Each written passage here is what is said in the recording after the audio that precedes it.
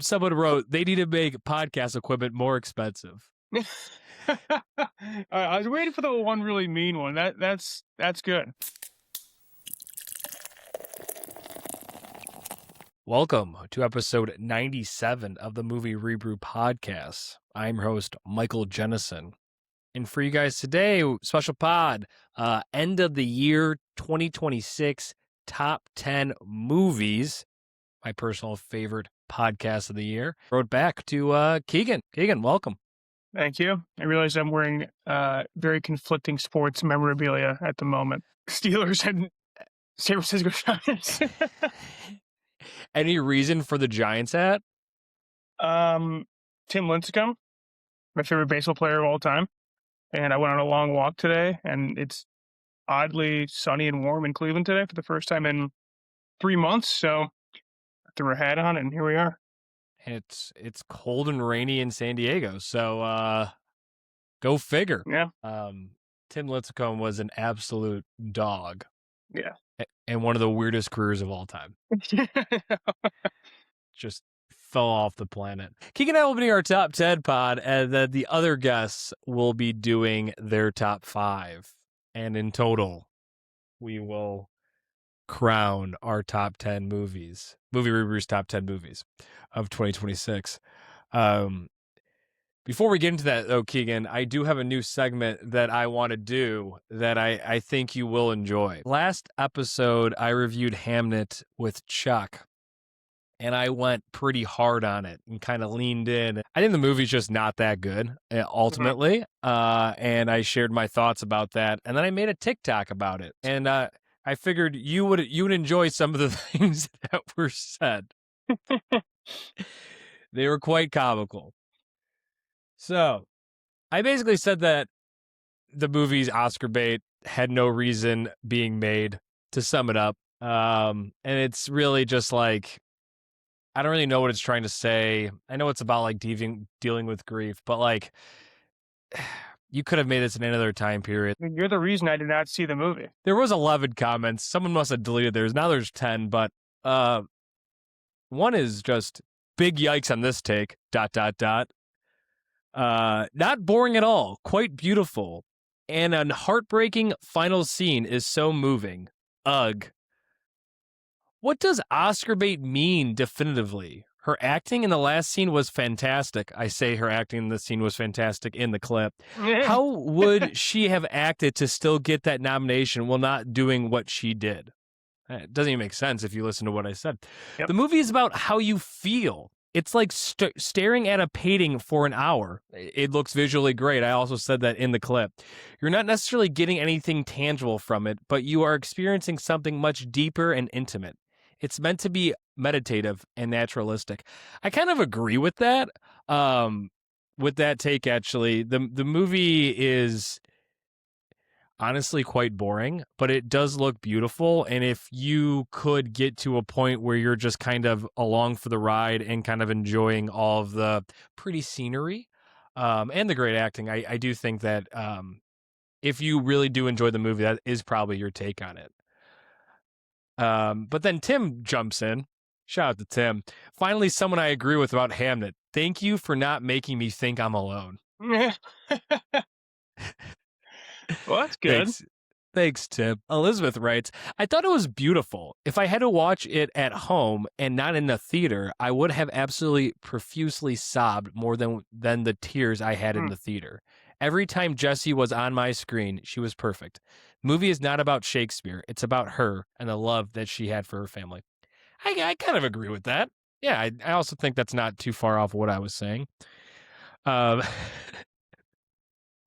Oof, this take says more about you over the movie itself. Someone wrote, they need to make podcast equipment more expensive. I was waiting for the one really mean one. That's good. It's a good line. Then this take is wild. Sure, the average person knows Shakespeare as an author, but what about him as a person? He may not have existed.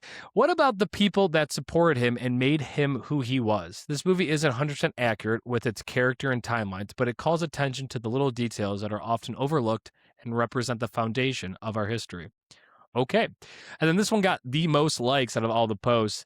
The movie isn't trying to tell you anything. I think what you take from it is whatever it made you feel. It's a great way to portray grief, something everyone feels at some point. Which, AC, sure, man. I agree. I think that is what the movie's trying to say, but it's just painfully boring. But yeah. They need to make podcast equipment more expensive was great. my personal favorite. That one's really good. I mean, overall, pretty civil comments, though. Could be a lot worse. Yeah, no one's like, your hair sucks. Take That's a right. shower. I thought it was get a fucking haircut, you piece of shit. That's what my mom said, but it was off the record. But yeah, I made that TikTok knowing that I was going to get heat for it, and heat was delivered.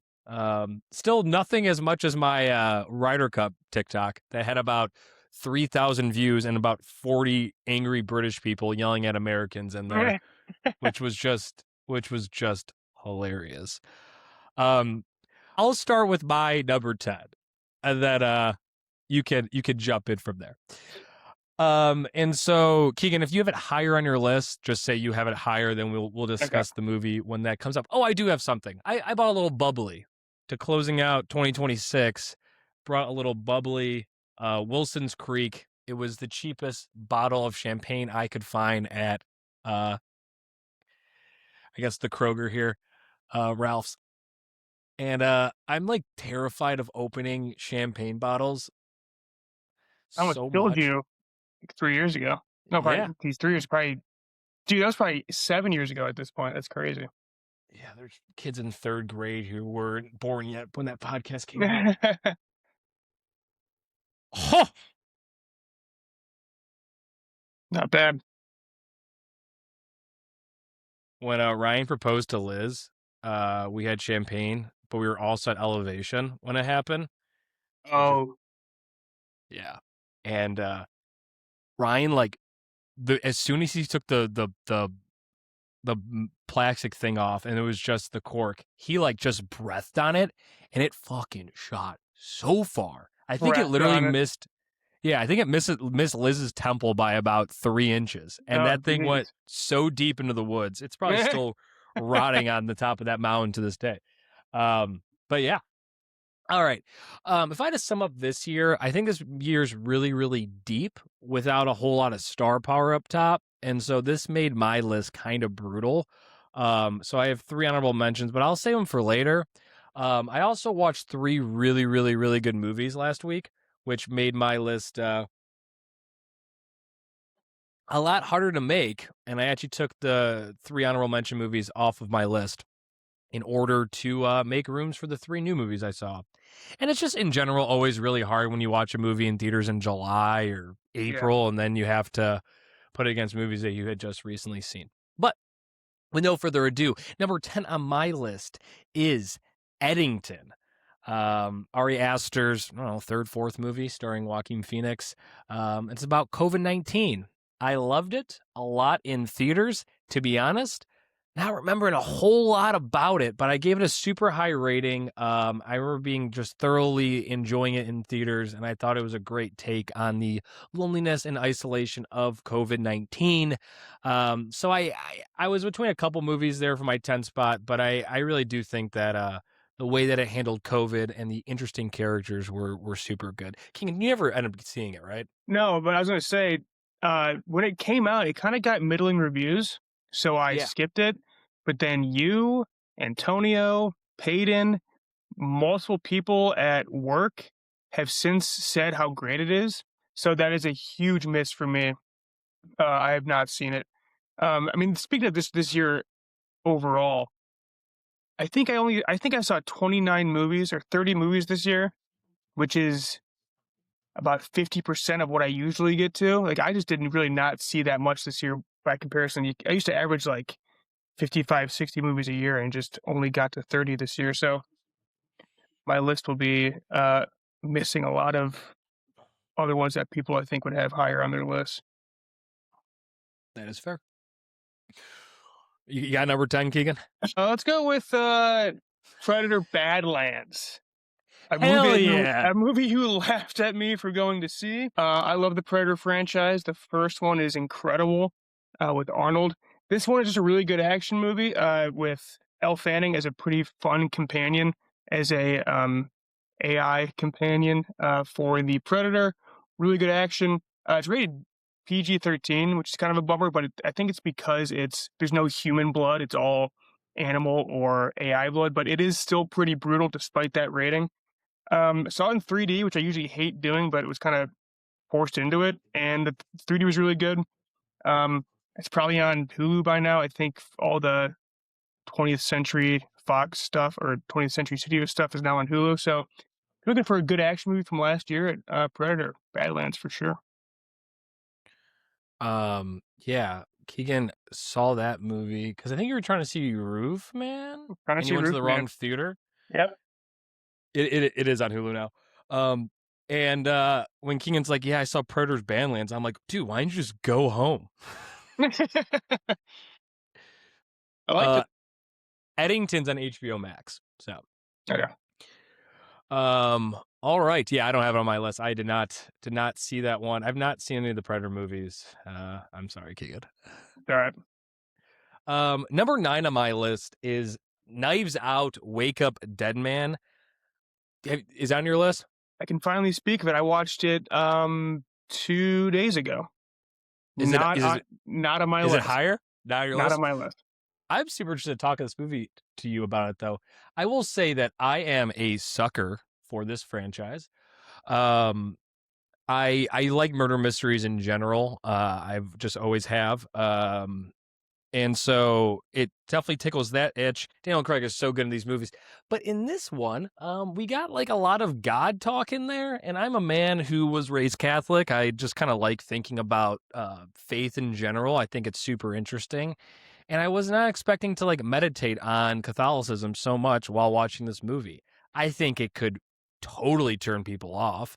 And if you said that this was the most boring of the 3 Knives Out movie, I could understand that. And probably the worst mystery out of the 3 too as well. Mhm. But I still thought the mystery was super captivating. They did a good job of kind of spicing things up, even though it was the third go around. And I just liked the whole Catholicism talk. I really enjoyed it. I was completely and utterly captivated from the word go. I watch it at home, so that's always kind of difficult when you have so many distractions, not seeing it in a theater. But I remember my dad was like cleaning the kitchen. I watched it over Christmas, and like he saw just like the beginning of it, and then he like slowly started drifting closer and closer to the theater, to the TV, and him and I just had a great time with it. Which I think that's a fun part about murder mysteries is like when you watch it at home, is you can kind of be like, oh, I don't think she's doing it, or oh yeah, he definitely did it. You kind of figure it out together. So I always think that makes for a good viewing experience when you watch with somebody else. So, Wake Up Dead Man, 9 for me. Yeah, I did really like it still. I do think it is the least entertaining of the 3 Knives Out movies so far, and I think in large part of that is because in all of them, including this one, you had this massive cast of A-listers, and I feel like none of them got any shine in this besides Josh O'Connor. Like, you don't really get to know any of the suspects very much. Like, what could you say about Kerry Washington's character? What can you say about Jeremy Renner? Like, they're so one note. They're just like their job, basically, and it doesn't really go beyond that. But the conversations it has with itself about faith and belief versus logic, and how in a murder mystery, it's sort of, you're also always looking for fact, and then with faith, it's all about belief, and how do those things clash with one another. And Benoit Blanc enters and is immediately antagonistic to the priest, though they do sort of come to this acceptance of one another and they work together. And just the way Ryan Johnson shoots this with light, it shifts so quickly from warm light to cold, cool light, right? And yeah, just the way he uses lighting throughout it is awesome. Josh O'Connor is fantastic as the lead, but you don't see Benoit Blanc until maybe an hour in. And then even once he's in the story, he's still not in it very much. It is very much a Josh O'Connor movie. So I think it's really well done. It's just, what I love about the last two is how fun they are and how star-studded they are. And that is sort of stripped back. This is a much more serious um, leading man performance from Josh O'Connor than the other two. So I liked it, but missed my list.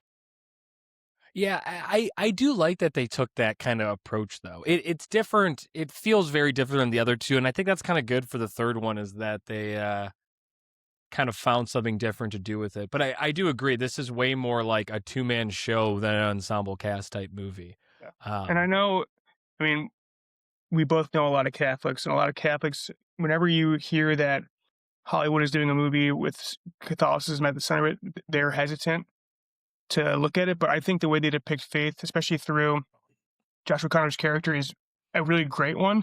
Like, there is the weaponizing of faith with Josh Brolin's character, but he's the villain. Like, that's not the villain, but they're not holding him up as like, this is what the faith is. You really see what the faith is through Josh O'Connor's treatment of people and accepting of people, which I thought was really well done.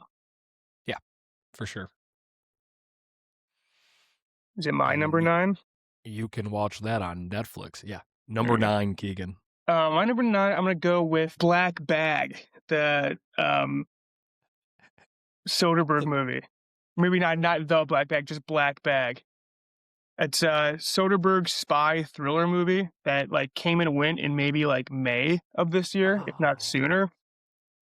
Speaking of star-studded, you have Fassbender and Cate Blanchett as a spy couple with so much intrigue and mystique and backstabbing that happens throughout the entire movie. The only thing that, like, when I walked out of the theaters, I was like, oh, that's a 9 out of 10. But now that we're close to 10 months later, I don't remember a single thing about it. But in the moment, I was edge of my seat, absolutely adored it. But it just, there's not much lasting impact from seeing it. Man, it's funny. This popped up on the Writers Guild Best Original Screenplay. Oh yeah, like out of nowhere, and I was like, I didn't see this movie, and I was like, man, that movie came out in March. We're coming up on a full year since I've seen that movie. March 14th, it was released in the United States. And so I like threw it on my like want to watch list, but this was like 2 weeks ago, and didn't get a chance to get to it before this podcast. But that's interesting, Keegan. I did not know you were such a big fan. Ryan saw it in theaters too, and Ryan was like, "Oh, that's really good." I was like, "Where did this come from?" Yeah, it's excellent.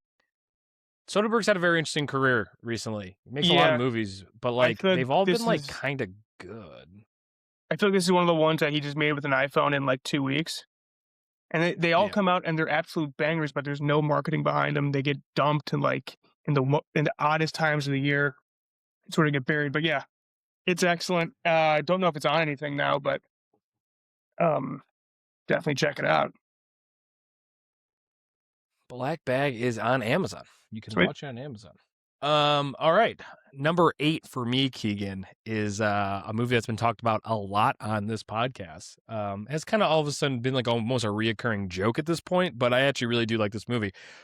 A good popcorn movie, maybe the popcorn movie of the year. I had to throw one on there. Number 8 on my list is Roofman, Channing Tatum, Kirsten Dunst movie about a man on the run who hid in a Toys R Us for months. And it's based on a true story. Super, super good, super fun, super light. I guess light's not the right word. It can be kind of heavy at times, but just a really good kind of feels like a 90s type movie. Really good popcorn movie that I think pretty much everyone would enjoy. Good humor. It's awesome. I mean, we talk about Eddington being a big miss for me. This is obviously the biggest miss for me since I went out to see it and couldn't see it. So, yeah. I mean, I'm sure if I would have seen it, this makes the top 10 and not Predator. But that fateful day, Predator makes the list, but Roofman does not. This is definitely on something now, right? Peacock, maybe? Yeah, because my brother said there's actually a 10-minute documentary of making the, I guess Sling TV is what comes Sling TV. I mean, I feel like I've seen Paramount Plus too. Oh, yuck! Never mind. I think Sling TV's free though. I think Sling TV's free. Yeah, it is. Probably with ads. Oh yeah. But yeah, if you haven't seen Roofman yet, I think it plays for pretty much everybody. Channing Tatum is I love him. I Me wish he too. got taken more serious. I don't really know why he doesn't, but great job of like being a serious actor, always blending comedy into all his work. Yeah. All right, Keegan, number 8. For me? Yep. I'm gonna go with The Naked Gun. Okay, it's not on my list. In terms but of just outright comedies that I've seen in, man, how many years? 5 years? This is definitely the funniest of them. Having watched 2 of the 3 old ones before this one, it hits in the exact same way. It's just as funny. It's so quick and just so you're so in and out. It just never overstays its welcome. Laugh out loud. Saw it with it was like me and like 15 old people, and I was just in the theater crying, laughing like hysterically out loud. Not as much as them, but I was just loving it. It was a great theater experience. Um, Hilarious movie that I would recommend to anyone. Though I do know some people have seen it and are like, "What the hell is this?" I don't know like how you could watch Naked Gun and not know like what it is beforehand, but I mean, because like Airplane is such a part of the culture that you'd think everyone knows like what this is going for, but I think it's hysterical. yeah, dude, it's so funny. I mean, like laughs per minute, it could be up there like all time. Like Yeah, it's just they're it's cracking a crazy. joke every second of every second of the Yeah. movie. Yeah. Um, um, but yeah, I do agree that I do think there's probably a group of people that probably wouldn't find this movie funny. They maybe just be off-putted by just like I don't know the humor of it. I don't even know how to describe that humor, but um, it is super funny. It's such a short romp, less than 90 Yeah. minutes. Yeah, highly recommended. Did not make my list. It's just kind of a pack. There's a lot of movies that I like. There's a lot of movies in like the 7.5 to 8 range that I was trying to kind of get through and try to rank them, and it was pretty difficult. But it was definitely in that range for me. But super good, super good. Great airplane movie. Maybe the best airplane movie of the year. Oh my god, yeah. If you have a flight from like Cleveland to Chicago, that'd be incredible. Shut your brain off, laugh a lot. All of a sudden, you're on the ground. This one then is next for me. It might be surprising it's this far down my list. Marty Supreme. Do you have it higher? It's either next or in one more. I'll go next. I'll ride with you with this one All right, in the we're 7 both like, spot. all right, both put Marty Supreme at 7, so we can tag team this.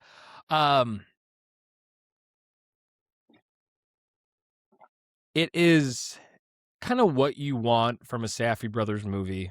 Tons of anxiety, man on the run. Really cool time period of like 50s, 60s New York. And Timothy's great in it. Kevin O'Leary's randomly awesome in this movie. The ensemble Snub. cast is Snub. seriously, absolutely snubbed. And like they had a great ending. They kind of stuck the landing. I think this movie, why it's only 7 for me, is that I feel like they've done this better. And so it's good, but it didn't like knock my pants off good, if that Yeah. makes sense. But yeah, I loved it a lot. Yeah, it's a bit diminishing returns with After Good Time and Uncut Gems. But I will say Chalamet is as engaging as Pattinson and Adam Sandler are.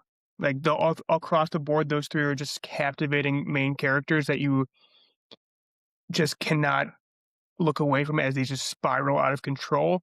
But the previous 2 spirals are way more engaging, I think. I think something about this one just doesn't grab you as much as seeing like the gambling addiction of maybe because you can't quite name what his like it's ego. Like it's just he will not let his ego he can't get out of the way of his own ego, but um it's just less concrete than what the other 2 were. That makes it just slightly not worse, but not as engaging as the other 2 movies. But in terms of performances, everyone's outstanding in it. It is quite long.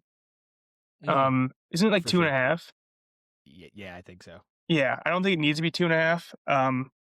But I mean, if Chalamet wins Best Actor, I wouldn't really blame him. Yeah, I agree with you. It's less believable, this movie, than the other two, where it's like, dude, just stay.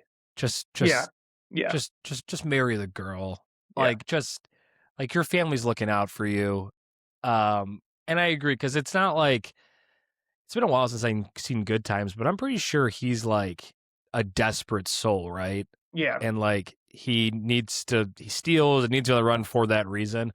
And then in Uncut Gems, like, he's just dealing with addiction, and yeah, that just kind of seems like something we're kind of more familiar with. This man's just like running away from being an adult, which is cool, and I think that's yeah, why the ending of this movie kind of pays off, because there's like that light bulb moment, which I really really liked. And as times pass, I've liked that ending more and more. But yeah, it just, like you said, kind of diminishing returns. Seen it done before. It's still done super super well, and I agree. Timothy may give the best acting performance of the year, but it yeah. just, His character is given so many outs along the line that he should take, and like, I mean, that's the point, is that he can't get off the ride. But like with Uncut Gems, especially, is that you just know it's an addiction, and like he's never getting off the ride. Like part of the what makes him love this is how crazy it is. But I don't know, something about this one just like, dude, just stop. Like you should stop. With otherwise, like, is it you're begging Adam Sandler to stop? This was yeah. just like, please just stop, man. Come on. Yeah, and I think the point where I really felt that was when he jumped down the fire escape away from his uncle. Oh yeah, It was like, I think you could just like walk out the front door here. Like, I don't yeah, really for know why sure. you have to like run away from your family. Like, I think you could just be like, no, I'm not taking this job. I'm going to Japan to fight my world title, or get my Yeah, world title. And I think that's kind of where it lost me a little bit. But yeah, I mean, still an awesome movie. But that's where it fell a little short for me. Number 6 on my list, Keegan. I feel like this is gonna be higher for you. A movie that I actually saw last week that I really regret that I waited so long to see it, and then I missed the sequel while it was in theaters. But 28 years later, is number 6 on my list. Higher than yours? it's my 5, so we can talk about it now. Okay. Which is Um, weird to talk about since I did see the sequel not that long ago. So it's such a, I mean, the Matrix did this too, where you just have these sequels just come bang bang. It's odd to talk about one that happened a year ago when I just saw the sequel a couple weeks ago. But go ahead, since it's more fresh in your mind. yeah, and I don't have the sequel to try to not talk about. I I didn't see the original 20, was it 28 days, 28 hours and 28 28 days, days? 28 28 days, and then days? 28 weeks. 28 weeks. I didn't see the first two. That's why I didn't see this one, because I wanted to see the first two. You don't need to see the first two though. No. I don't think so. Just understand that they're zombie movies essentially. Um, this movie like completely took me by surprise. Even though I had Liam and Keegan telling me it was a great movie, I don't trust them that much. And so I was just shocked at how well they built like 3 or 4 characters, and really fleshed them out. And this is the first of a trilogy, so there isn't a complete arc, but there is like mini arcs throughout this movie. I think they just do a great job. It really feels like you're reading a novel more than Yeah, you are watching a book, the way that they are able to introduce I think it's 4 characters, and kind of make this and jump around the timeline just so effortlessly. Alex Garland yeah, Alex Garland, probably the best screenplay writer currently working. So it's no surprise here. I also didn't realize that he cut his teeth on 28 Days yeah. Later. I thought this Hmm. was originally a graphic novel that he adapted. Completely wrong. It was all from his brain. And you can just tell that he loves this world. Yeah, And this world is great. Like, there's so many different avenues that you can take it. I'm so glad that they got such a good cast. Everything feels so fleshed out. And it's only the first one, but there's so many interesting ways that you can take it. I will say that historically, sci-fi movies, the first of trilogies, usually do a great job asking questions and then have a really hard time wrapping it up. So I'm interested to see where this goes over the next 2 movies. But I thought it was a stellar first movie. The only reason why it's not higher on my list is simply because it's the first of a trilogy, and so I'm leaving some hesitation. I could see that if this trilogy is super, super, super good, that this could go down as arguably my favorite movie of this year. But really, I have nothing bad to say about this movie. This world is awesome. The island that they live on and all of that is just super sick. Yeah, and what I love about this trilogy is, well, so through 2 is like, first one's very much focused on like how do we deal with death in the post-apocalypse when everything is so messed up. There's really no joy anywhere. And then the second one deals with how do we move on? Like, is there life when you exist in a world like this? Is there anything to look forward to? Is there anything to do? Is there any hope left? And I think both of them handle the certain topics they're discussing so well. But yeah, I mean, the first one, 28 Days Later, introduced the idea of like fast zombies and how scary that is. And it's very much an action sort of horror movie. And then this one just isn't really that at all. There is action, but it's very much dealing with existential ideas of death and like and family and things like that. And like you just don't expect that going into it. And it's just so not slow, but it just like really takes its time. It's so meditative. And it just isn't what I don't think anyone expected. And for some people that was a total turnoff. But for like me, you and Lamb and clearly the producers that are greenlighting more and more of these, it hit in the right way. Yeah, and I think the nice thing is I don't think these movies actually are costing that much money to Speaking of make. filming with a iPhone, Danny Boyle filmed this first one with an iPhone. Though Nia DaCosta did not. She was like, I don't work the same way you do. These movies will be each unique in their own way. But yeah, I don't think they cost very much. Yeah, so the first one, $60 million budget, made 150. However, the Bone Temple is currently sitting at 57 million at the box office on a $63 million budget. Oh no. Yeah. One thing I'll say too is Ray Fiennes is like one of the best living actors. His performance across these 2 movies are like his best work ever, which is crazy to say, but he is absolutely dynamite in these movies. Completely committing to what he's doing. 100%. Yeah. All gas, no brakes from Ray Fiennes. Dude, so cool. Yeah, it's just so incredible. Especially the way he gets introduced in the first movie. Yeah. With like burning the bodies and stuff. So sick. And covered in iodine. Just such a freak. Man, this sucks that the second one, dude, but the issue, I think they came out too close to each other. Yeah, I don't know if it was like not enough time to build up like word of mouth or something, or like give it a life like streaming, but yeah, that's a pretty significant drop. Yeah. Because, dude, you know what should be on my list that I've already forgotten? It's Friendship. You could put Friendship 10. Yeah, I'll throw Friendship 10. All right. Predators got a shout out. We did a podcast on that already, so yeah, I don't feel so bad not talking about it. Friendship funnier than Naked Gun, pound for pound. Oof, they're so different. They are.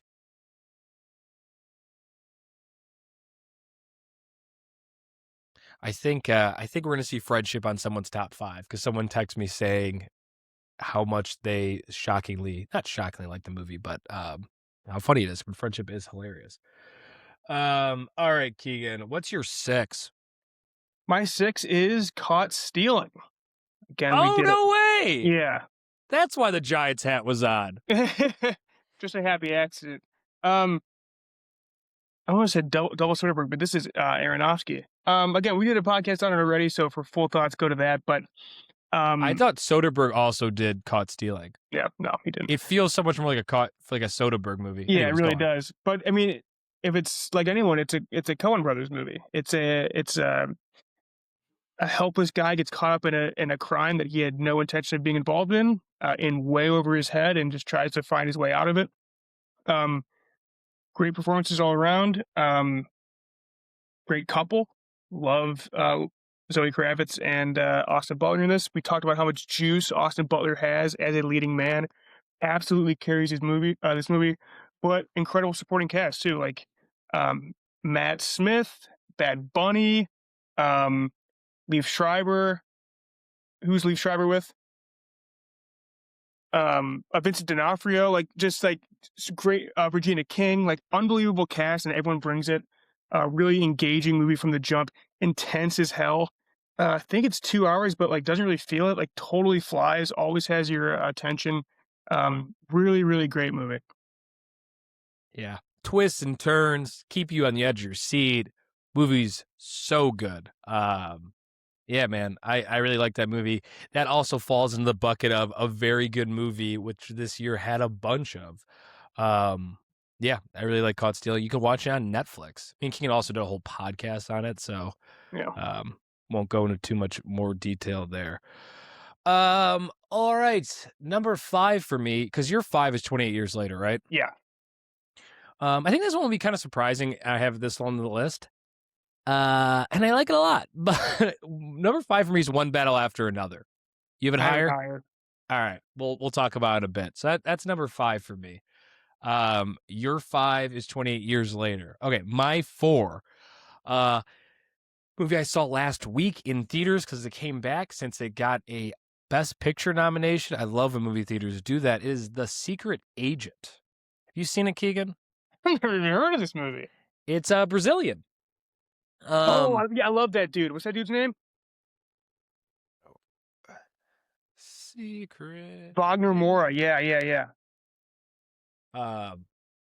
It is probably what is it, City of God? It gives a lot of City of God vibes. Also a Brazilian movie. Maybe the only set in Brazil. But it's similar in this fact that like I just love the way they do the timeline in this movie. I think it's super interesting. A lot of action, high intensity, edge of your seat. Got some gangsters in there. Everything you kind of want in a fun film. It was just such a. I love. So when foreign movies are really good, it's like movies like this that can kind of just do their own thing, really kind of get out of the confines of Hollywood has sometimes, and just make a baller movie on a sick screenplay. And this is what this movie is. I was blown away with how much I liked it. I was kind of disappointed by a lot of the other foreign movies I saw this year. I kind of thought they were kind of cookie cutter. But this movie is full adrenaline. It is a complete metal movie. I loved it a lot. I don't necessarily want to get into spoilers at all, so I'll just say that it follows a man, Wagner. How do you pronounce the name again? I think it's Wagner Moura. Wagner Moura, who is kind of has some One Battle from Another vibes. He's like kind of in like their witness protection program, and he's kind of on the run because his family kind of got tied up into a bad situation, and so hijinks ensue from there. But yeah, super great movie, and you may be able to catch it in theaters right now. Because I know a lot of movie theaters do bring back the Best Pictures. They only show like one showtime a week at the movie theater by me, so I had to watch it kind of a weird time of day. But yeah, very, very, very good.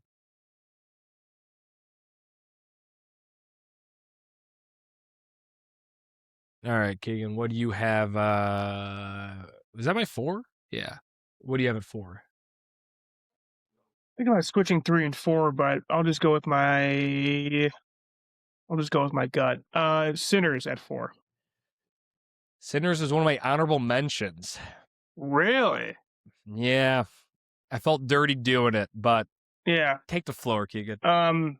Probably the movie that I have spent the most time with after the fact, just in terms. I mean, I listened to the soundtrack once a week at least. When it first came out, it was every single day for a month. Just an unbelievable mix of blues music and Irish folk music, which seems like such a weird blend, but the way it's used in the movie is so good. Jack O'Connell, back-to-back movies for me on this top five. Incredible villain. Coogler remains one of the best filmmakers going right now. And I love that he just bet on himself too with this movie. Like he gets it back in 20 years, and what he'll do with it, I don't know, but just it's awesome to see. Haley Steinfeld, Jamie Lawson, Delroy Lindo, Michael B. Jordan twice. The guy I've never seen before that plays the cousin. Unbelievable voice. Just the music at the center of this is unbelievable. I literally just got done watching a documentary about the making of the music, and Ludwig Göransson, who does the score but also was in charge of the soundtrack, what went into the music they picked for that. And I've always loved vampire stuff too. Like I took a class in college about vampire folklore, and like my mom texted me after she watched it the other day. She goes, "What's up with vampires not being able to just walk in the door?" I'm like, it's been that way since they were invented. Like they have to be asked to join in, and like it's so true to like vampire lore that's been around for centuries now.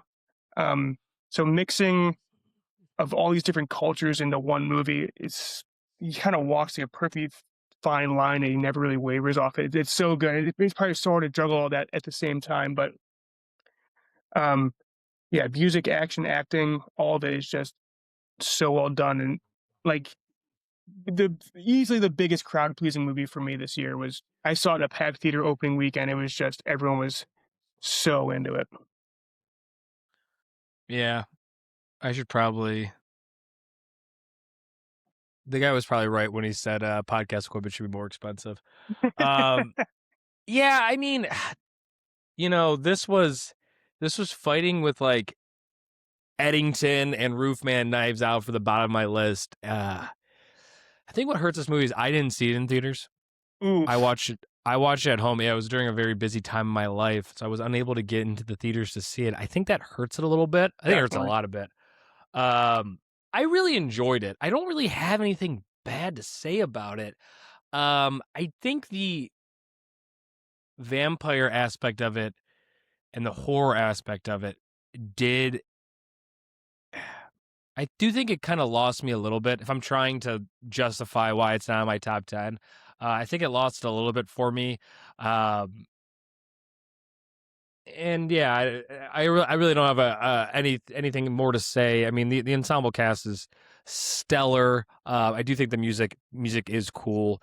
The time period's kind of dirty and gross, but that's the whole point. But there were multiple times where I was just like, these people are filthy. Yeah. Especially like when they went to like the first vampire house or whatever, like those people, and just like dust just like blowing everywhere. But yeah, I mean, it's a super awesome movie. Very cool. Love how original it is. And just, I love the parallels of like Irish culture and Black culture, of both being in slavery to colonial powers, and like how music was such an important way to carry on culture for both of them. But also like this idea of like Remick is offering them eternal life as like salvation, like the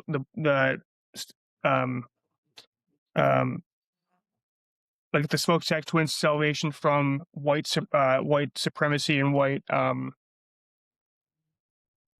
like segregation, all that stuff, through eternal life as a vampire. Like kind of like a sick offer in a way. Like you get to escape all this bullshit you're dealing with being a Black person in the American South through becoming an immortal like vampire. I don't know, like all that's good, but also like sucking culture out of people. I don't know.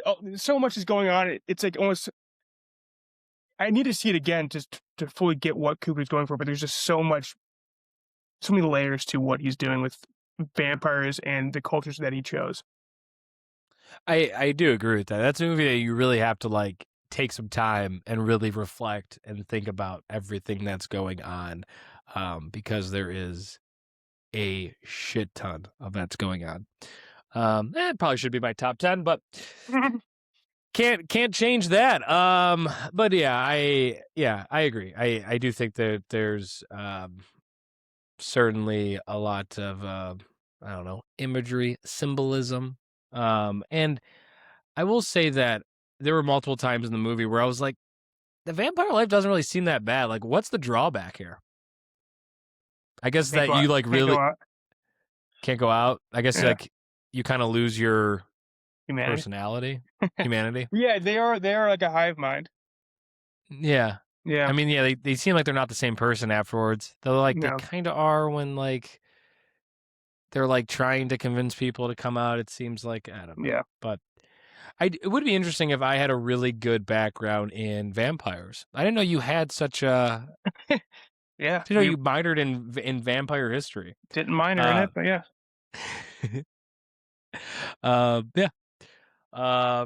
Sweet. That is anything else, Dad? Nope. Can see it on HBO Max if you haven't seen it, which I feel like pretty much everyone has at this point. We're at number 3 now. Number 3 on my list, Keegan, is Splitsville, which I have it so high because I just want everyone to watch it. It is so good. It is so original. It is my favorite. It's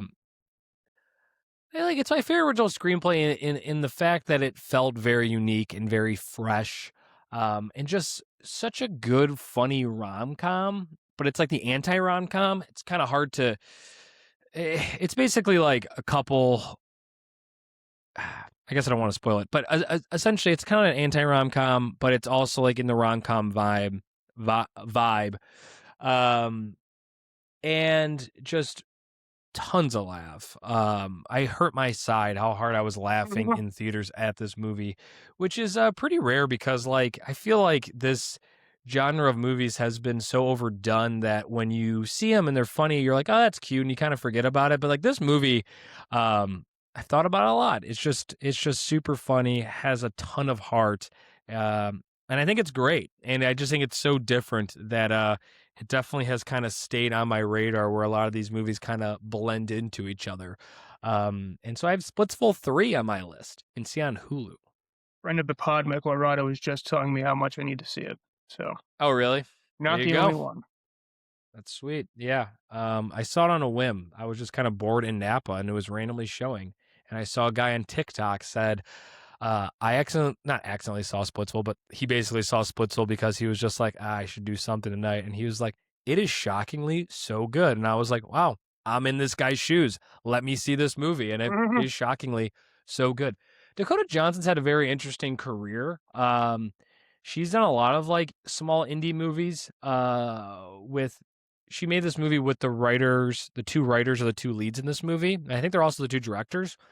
And so she's done that before. Cha-Cha Real Smooth that came out a few years ago in 2022. That was one of my favorite movies of the last like 4 or 5 years. Real good coming of age movie. She also helped produce that movie, and Cooper Rife is the writer, director, and stars in that movie as well. So she's doing kind of interesting thing here, like helping indie directors get their movies made. And I think it's super cool. And she's great at it. You've been a great producer for that reason. Yeah, absolutely. All right, King, what do you got 8? At 8? You mean number 3? What do you have number 3? I'm sorry, these are worth 8 points. So when I'm on my Excel sheet pumping it in there, that's what I'm saying. I have Weapons, number 3. I have it higher. Okay, sweet. I have Weapons, number 2. No, sweet. Okay, so we can talk about now. So back-to-back picks for me have been absolute crowd pleasers. Summer, or I guess Sinners was March, wasn't it? Like April 15th, I think. Okay. But yeah, absolute crowd pleaser, best horror movie of the year. Also funny as hell. It's. I mean, this guy has absolutely mastered horror and comedy simultaneously. Everyone I've talked to that's seen it absolutely loved it. So, like, it's crazy that in one moment I can be like afraid of the camera moving because there might be something around the corner that has been slightly out of frame for the last 10 minutes. You just have no idea. And then laughing hysterically. Like, the drop of a hat. It's so rare for that to work and not lose one of the other. The way he is able to balance both of them is so great. Did this get like Oscar noms? Supporting actress, it got. It did. She Okay, might good. win. She might Yeah, win. she's great. It was a sneaker for best original screenplay and best picture nom, but it fell short in both of those. We talked about this over on the summer pod, right? Yes. Yeah. So I won't go too much into it. Check that out. But yeah, saw it early in the year, and it has maintained that high level for me. Yeah. We talked about it in August, you and I, when it was really fresh in both our minds, and we were both like singing its praises. The fact that like this movie has not budged near the top of my list, like at all, not wavered at all. Like it was easy for me to slot this bad boy at 2. It has been, I said it on that podcast that it might be my favorite horror movie of all time. I'm feeling more comfortable actually saying that this is my favorite horror movie of all time. I saw it in a crowded theater, kind of like I wish I would have watched Sinners. I never saw a movie theater just die, like just the roller coaster you're on. I just felt like we were all in it together.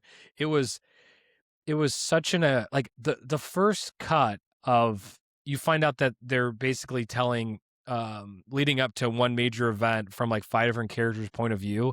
And the first time that they cut to a different character, you can like feel like the air let out of the theater. They were like, oh, like this is going to be crazy. Yeah. And then you get another one. There's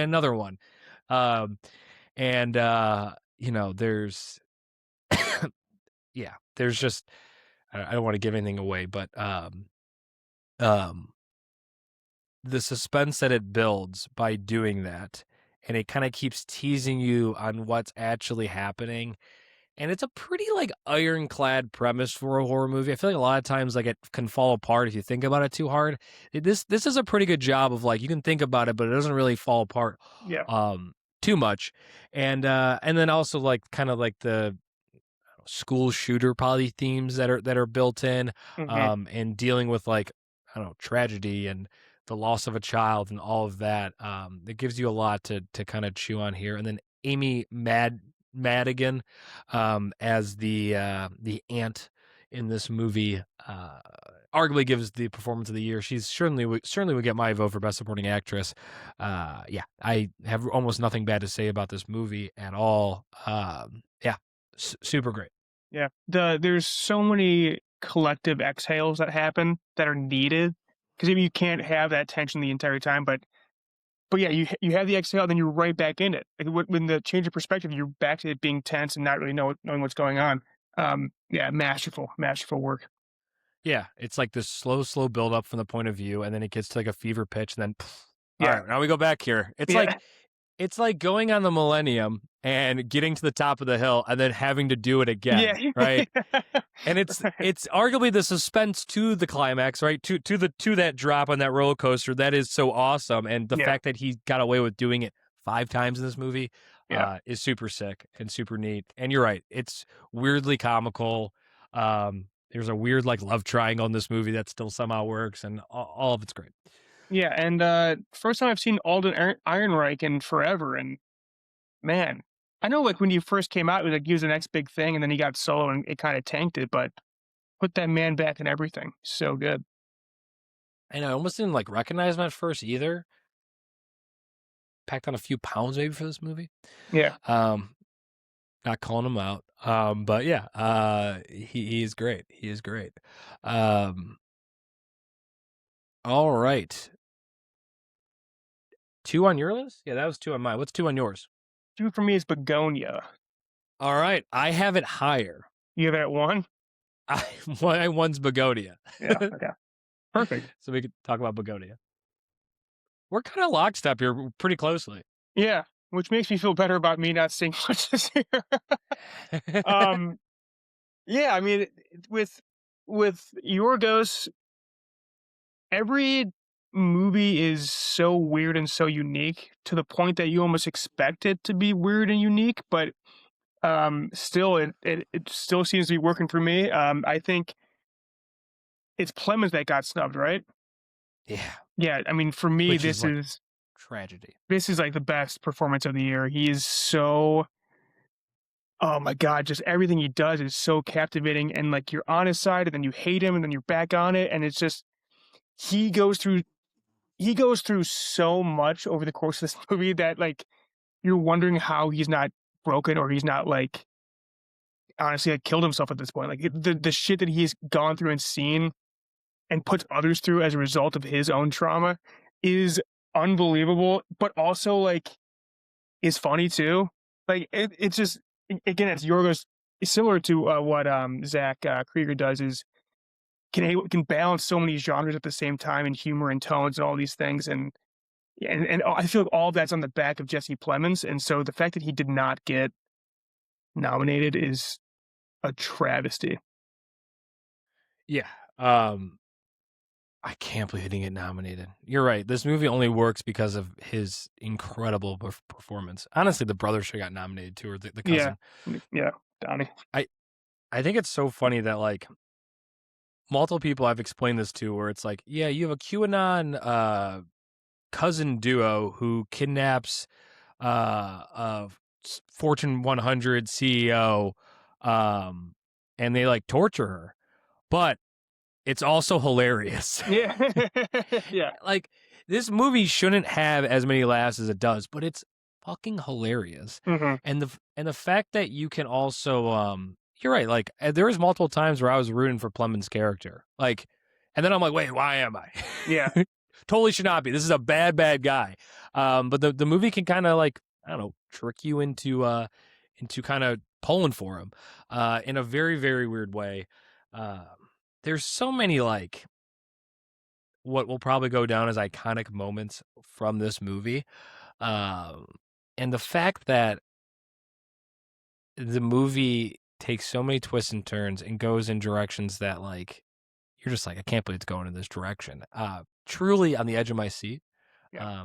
Like there's multiple times where I like had to come back to it. I'm like, I am literally like on the edge of my seat. Like I might fall on the ground here. And it definitely helped. I saw it in a packed theater. The humor was hitting nonstop. There were so many laughs. And then the movie ended and I just like was giddy as a schoolgirl. I could not believe that Yorgos did it. It is truly a wild trip.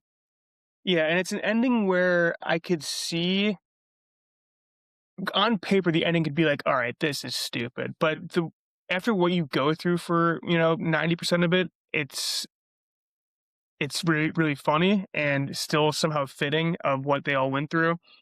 But yeah, I think it's something that really only he can do. Stavros Halkias in this is also so funny, perfect casting. Again, he's just playing himself, but he also brings a weird, dark, sinister energy to it that is really intriguing. You don't really resolve any of that, but like it adds to Plemons' character of you sort of get how he got to this point. I mean, he's unhinged as hell, but also you're like, keep going, which is again is really weird. You sort of, months later to this day, like who should you be pulling for? Like it is really complicated, and it's very relevant to what's going on now with like all these people that have gone like off the deep end with conspiracy theories and like have lost family over it and stuff like that. But yeah, it's really relevant, well acted, directed, and again, just one of the bigger snubs I can remember. Yeah, I mean one of the best action performances I've ever seen, and Yeah. like you made a good point, like. This movie shouldn't work, but it does because of Jesse Plemons. Yeah. Kirsten Dunst, his wife, she like put out like a really mean tweet where she was like, the Academy is a bunch of idiots. Oh, really? That's and she got snubbed for Roof Man, and she didn't complain about that. Yeah. She was in Roof Man. Yeah, man. She's great at it. But yeah, you and I did a pod on it, so I guess I won't go into any more detail, but it's super good. It's on Peacock. I saw that it's on Peacock, weirdly enough. I don't think it's a Universal movie, so I don't really know why it's on there, but it is. So highly recommend it. Everyone I know that's seen it has come back and said they love it. So I think it plays for My most. sister didn't like it. Though Plays for most. her and Yorgos do not vibe. Oh yeah. She has never liked any of his movies. Like my sister doesn't really like she hated Marty Supreme, and so when she saw Begonia, I was like, oh, she's gonna hate this movie because like she's like, oh, I got so anxious during Marty Supreme, Yeah. and then her takeaway was like, I thought that movie was hilarious, and that cousin was adorable. Um, Yeah. And so I think that's the beauty of it is like there's some like bad people in this movie, but you're still pulling for them somehow, Yeah. some way. He Mhm. pulls it off. All right, Keegan, you're number one, which I'm pretty sure I know what it is, but what is it? Say it together. 3, 2, 1. One battle after One another. battle after another. Zootopia 2. Fantastic Four. Yeah, for me, despite Paul Thomas Anderson being, S tier, top 5 current living directors, he's the most hit or miss of that sort of echelon of people. Like, so many, like, Phantom Thread, I'm like, hate that movie. Inherent Vice, didn't really get it. The Phantom Thread. The Phantom Thread. But then, like, Boogie Nights I really like and stuff like that. But watching this one, it finally clicked with me, like, how great this guy is. It felt like, as I was watching it and in the immediate aftermath of leaving the theater, I was like, oh, yeah, that's the best picture. Like, that's not, like, no argument, no question. That's the best movie of the year.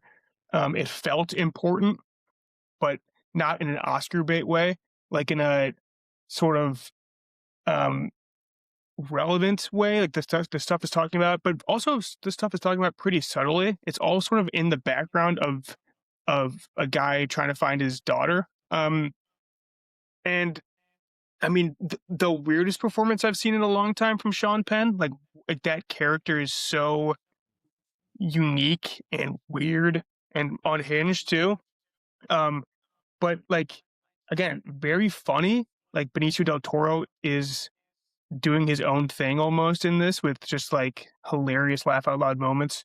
And then oddly really memeable too. Like I think that sort of helps it that it's still like in the culture through like these memes and jokes and stuff. But yeah, it just in terms of like seeing it, it felt like the most important movie. And usually it doesn't really mean anything to me when it comes time to review this stuff, but like this felt like the most important movie made this year. Yeah. I mean, it's a damn good movie. Everything in my top 5 I truly loved. I guess it fell down a little bit just because probably recency bias. And I feel like the other 4 movies might not get as much love, which probably isn't the way that I should be doing it, but I'm a human being. But this movie is it's kind of an instant classic. It's a pretty dang near perfect film. To have like 6 or 7 like great roles in a movie is extremely hard to do. Yeah. I think he got like 5 or 6 acting nominations because of that. And I agree. There's a lot going on here. I only saw it once. I think upon a second viewing, you would catch on a lot more of what's going on. Because I think at first you're kind of just along with Leo and just kind of trying to piece together this world. And yeah, there's a lot of humor in this movie. Benicio del Toro? Benicio del Toro, Jesus Christ. Benicio del Toro, when he gets pulled over and like pulls up his like G jacket, that gif just lives rent free in my head. Just so much swag in one scene. 2 small beers. 2 small beers, yeah. The action, the way that it was shot, especially when he's like running through the large apartment complex on the roof, looks so sick. The driving scenes over the hills looks so awesome. And a lot of these movies this year is really comes down to a dad and his child relationship. It's really weird. Secret Agent was like that. One Battle After Another. Jay Kelly. Sentimental Value. I listed like 4 or 5 of them the other day. Phoenician Scheme. It's just really interesting that this was kind of like the reoccurring theme of the year. But this movie probably does it better than all of them. And at the core, it's like this beautiful relationship between father and son. Father and son. Wow. Father and daughter. And it's super adorable and super cute. And really pays off. So I also think it's incredible that Leo has maintained this level of excellence for so long. Like, I don't know. It's sort of like every time I watch Jaws, I'm like, it can't be as good as I remember, right? And then it is. And he is amazing in everything he's in. Yeah. It's like you really don't get sick of him. It's kind of amazing. And he's playing a role in this movie that I have never seen him play before. Like this sort of stoner, deadbeat dad that has sort of given up. But he plays that as well as he plays like a Jordan Belfort or like The Departed, the guy that has it like really put together. Not that Jordan Belfort has it put together, but I don't know. His range is unbelievable. You think you'd see him and go, "Oh, pretty face." He's one note, but his range is actually unbelievable. Yeah, Hot take, Leo, good actor. I will say that this is probably the funniest he's ever been in a movie. It was just fun to see him play the lovable stoner. Yeah. I agree. Like I didn't know if he had it in him, but B, like I didn't know if he could commit to it. You know what I'm saying? Like the fact that he was able to pull this off, like him playing Jordan Belfort, of course, he could pull it off. And even like I'm looking through his list, like Killer of the Flower Moon, like that totally made sense. Don't Look Up, though, I guess was a little bit different than a lot of his other roles. But Once Upon a Time in Hollywood felt like a very Leo type role. It was just fun, like, and since it's come out, a lot of people have said this, and it's true though. Like, you can remove Leo from this movie, and the resolution's probably the same. Like, his character honestly probably doesn't really do anything this whole entire movie. Yeah. And it's just great to see him kind of just playing this bumbling fool, kind of working his way through this movie. This feels more like, I don't know, a Joaquin Phoenix type role. Yeah, 100%.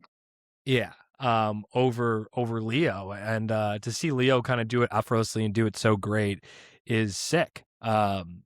And I do want to say that I think Sean Penn was my favorite performance of the year. On that podcast, I said give him the best supporting actor nom. No one's going to beat that. I don't think anyone has beat that.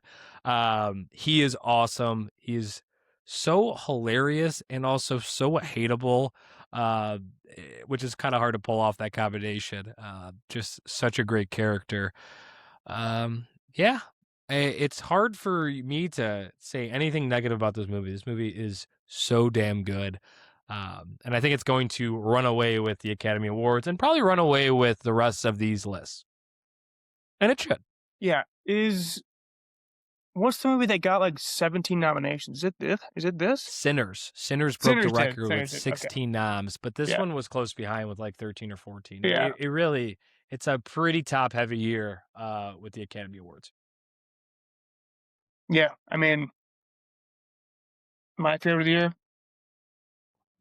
wasn't really close. As much as I love Begonia, this felt like it was always number one. Like the minute I was in the theater, it just felt like it was going to be the one. Yeah, totally fair. I thought this movie was going to be 3 for me, and then I did a little shifting. Secret Agent, Recency Bias, Splitsville. I just want to give a shout to Splitsville. I love Splitsville, but yeah, One Battle for Another is super great. This is the man who had Get Out number 6 on his list, so got to stay true to form. All right, Keegan. Anything to say before we jump into the guest top 5? No, I'm interested. I feel like we'll see a lot of One Battle, Begonia, and Weapons Sinners. Yeah, I think those 4 will sort of be up there. Yeah, I feel like it's a year where a lot of the Academy Award movies are kind of everyone's favorite movies. I guess they did a good job this year, or maybe just kind of a weak year for like good indies. I'm trying to think like what other mainstream ones could make it on someone that maybe doesn't see all that much. Like, will you see a Superman? Probably not.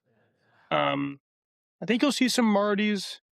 I think you'll see Martys. I think a lot of people saw Martys. I think you'll see F1.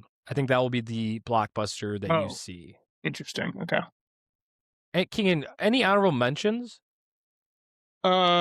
Superman would be one. I had to turn my honorable mentions into my list. So, um, King gets royalties from Superman. That's why he's saying it. right. I really liked Eternity. Um, but no, nothing really jumping out at me. For me, for someone who only saw, 30 movies this year, a lot of 6.5, 7s this year for me. Okay. Yeah. You were a little bit lower on some movies. You know what's funny? Going back through all my ratings, I gave what's the Edgar Wright movie? Oh, Running Man. I gave Running Man an 8.2. What was I smoking that day? I mean, that's an honorable mention though. I like that movie too. Like when I was looking for my 10th movie, because I only had 4 honorable mentions. I'm like, what should my 10 be? I was like, maybe Running Man, maybe Predator. I mean, Friendship is what I settled on after the fact, but yeah, I don't know. Just a lot of good, not great for me this year. All right. Yeah. I do think blockbusters were weak. It was a bad year for superhero movies. Yeah. Bad year for like big action movies. There was a Mission like Impossible this year that Mission Keegan loves Impossible usually. Yeah. Fantastic Four was bad. Avatar Thunderbolts was okay. Avatar good, wasn't not great. Yeah. Yep. Tough. Paddington wasn't great. Yeah. Like, Yeah. Yeah. Zootopia. Yeah, I didn't love Zootopia. Do you like Demon Hunters? Pixar? Do you like Yeah, I don't even know what it was, but yeah, there was. Did you like Demon Hunters? Haven't seen Demon Hunters. You wouldn't like it that much. I mean, you might like it, but it wouldn't be your top 10. Speaking of Alex Garland, Warfare, I didn't love. Yeah, I don't know. Yeah, weird.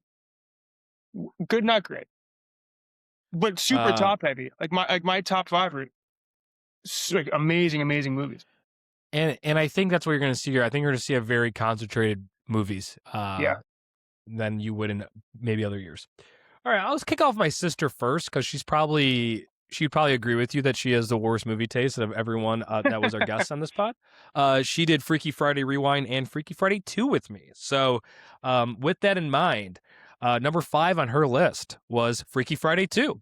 She put a little comment saying, "You can switch us out with F1 if you are embarrassed to read Freaky Friday. I won't be offended." But yeah, so Freaky Friday. I should say also the scoring is the way that we do this here is that for me and Keegan, we get 10 movies. So our number 1 movie gets 10 points. Our number 10 movie gets 1. Everyone else, their number 1 movie gets 5 points, and their number 5 movie gets 1, and so on. Is that fair? Yeah, it's fair. It's our podcast. We get to make the rules. So Freaky Friday, coming in at number 5.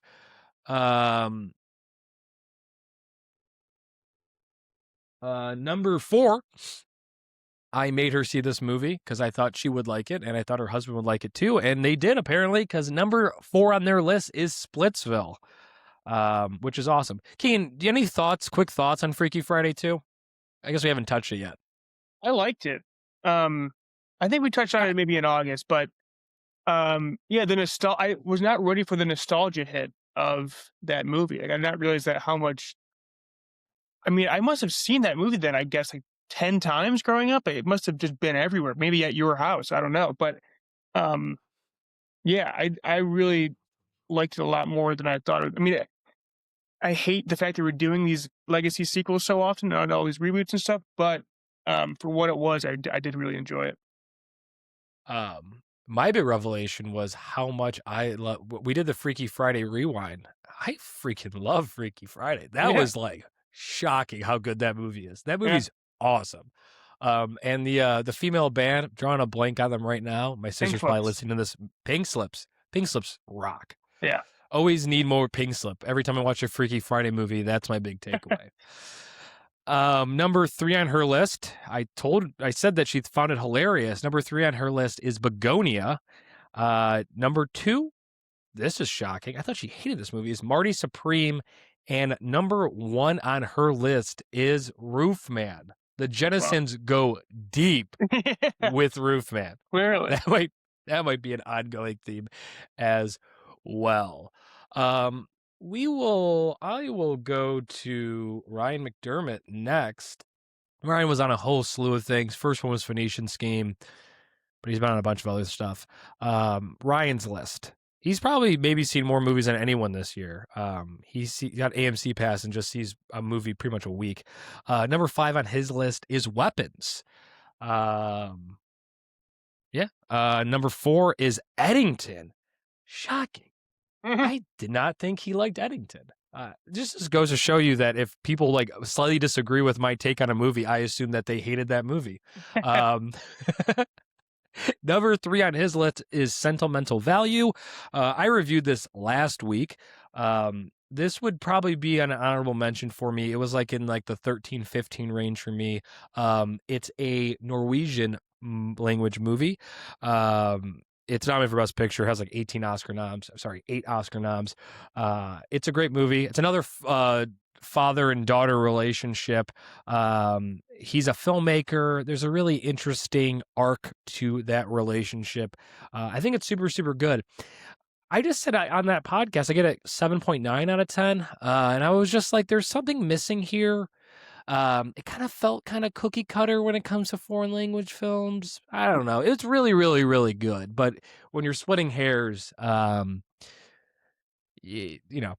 has to be 14, and it just kind of fell there for me. But it is a really good movie. I rented it for $5 on Amazon. I don't think it's on streaming right now. Have you seen it yet, Keegan? No. Cool. Number 2 on his list is One Battle After Another. That is probably going to be a juggernaut. But number 1 on his list, and this might play spoiler to One Battle the way that things are currently going, Marty Supreme, number 1 on Doug's list. Yeah, when I saw him over Christmas, I think he was fresh off of seeing it and was super high in it, so it's not too surprising. He's also a Safi, stan, man. That is his ride or die. He's in love with him. Next will be Ian Leake. Ian did Eddington with me. He also is lightweight, a influencer on TikTok when it comes to roasting coffee beans. Bar coffee, super good. Get the strawberry flavor. # not an ad. I just bought it myself and it was delicious. Strawberry coffee sounds disgusting. So they distill it. It has just a little tint of strawberries to it. The beans are grown with strawberry beans, so it's no added flavor. It just it just has this little added aftertaste. It's really, really good. Bar coffee. # not an ad. Number 5 on Ian Leake's list is One Battle After Another. Same as mine. Shout out. A new kid on the block. Number 4 is Frankenstein. Me and Keegan talked about Frankenstein a long time ago. Keegan, really briefly, Frankenstein? No. Pass. For those that can't see Keegan's face, he looked like he was in pain when I kicked it over to him. Keegan did not like that movie. I was cool with it. I think it looks great, but it was in the 20s probably for me. Number 3 on his list, Begonia. Number 2 on his list, Weapons. And number 1 on his list, it's kind of a reoccurring theme, Marty Supreme. I just wonder if Marty will have enough juice from everyone else to counter us not having him.